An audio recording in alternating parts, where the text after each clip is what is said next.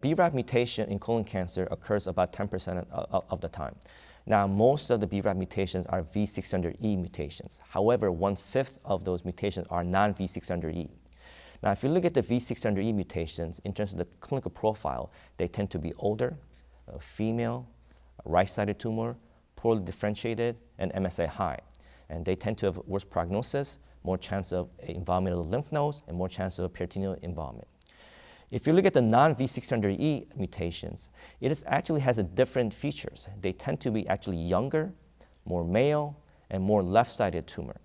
Now, in terms of prognosis of non-V600E, there are retrospective data showing that actually they may have a better prognosis than the V600E mutations.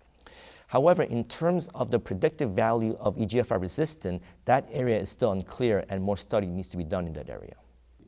We know BRAF on all metastatic colon cancer patients. You could argue you might need to know that on every colon cancer patient, but certainly stage 4 metastatic disease you need to know. 7, 8, 9% of all colon cancers are BRAF mutated. The same mutation, the V600E mutation that you see in melanoma, but it behaves differently for our colon cancer patients. We do know that for most patients it's a negative predictive and prognostic marker, meaning that if you have this mutation, the tumors tend to be meaner. They tend to grow and spread more readily, tend to be more resistant to chemotherapy. So I want to know that right from the beginning so I can make some decisions. Important part of that is we have new data that suggests that certain targeted agents could be combined in BRAF mutated patients. So you want to know that not only for its prognostic role, but you would then have open new choices for therapy if you have a BRAF mutation. Patients who's diagnosed with a BRAF mutant tumor tends to have a very poor prognosis. We know that those patients do not live typical 2 to 3 years. Therefore, those patients, we tend to be more aggressive. So based on the TRIBE study, there's a data that we could use FOLFIRINOX plus bevacizumab, and that seems to show overall survival benefit compared to FOLFIRI plus bev. Therefore, in those patients with BRAF mutant tumor, I tend to be very aggressive at the beginning, as long as they're able to tolerate the chemo by giving FOLFIRINOX plus bevacizumab. And once they progress on FOLFIRINOX plus bevacizumab in second-line setting, I try to get them on a trial that targets the BRAF mutant tumor, or possibly get some of the drugs off-label using EGFR drug, anti-EGFR drug, or possibly plus a anti-BRAF drug off-label based on the SWOG study that was presented by Dr. Kopacz last year.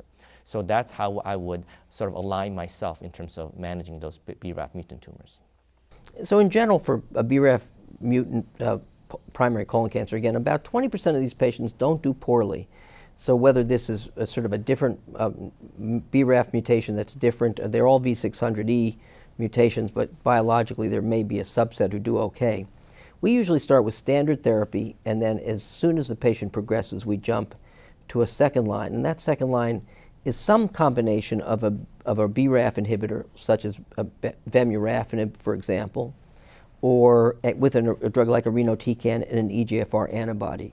We've piloted, my group with Chloe Atreya has piloted this, Ryan Corcoran at Harvard and Scott Kopacz, each have done studies in similar vein. It's said that one of the more encouraging combinations is on the way, and that's in what's called the Beacon trial, which would look at a different RAF inhibitor as well as these combination of the EGFR antibody and irinotecan. So we tend to go in that direction. I don't know that one cocktail is better than the other, but we think clearly you need to do this kind of a non-standard approach to get really to help patients in this setting.